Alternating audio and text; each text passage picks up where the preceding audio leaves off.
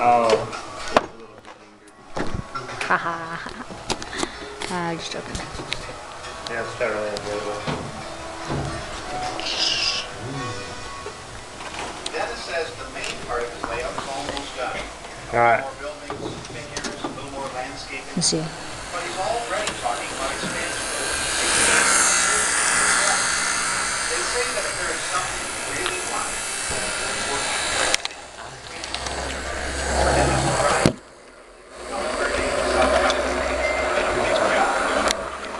All of the road, constant completion. But as is often the case in life, it's the journey that makes the destination much more enjoyable. What if we could throw this one at the same time? South attempting a model there of modular space with building Brandon Beaverdorf and Allison Beaverdorf to the front office, please. I'm going to show you today how to recreate that on this open structure layout on our beer line project model.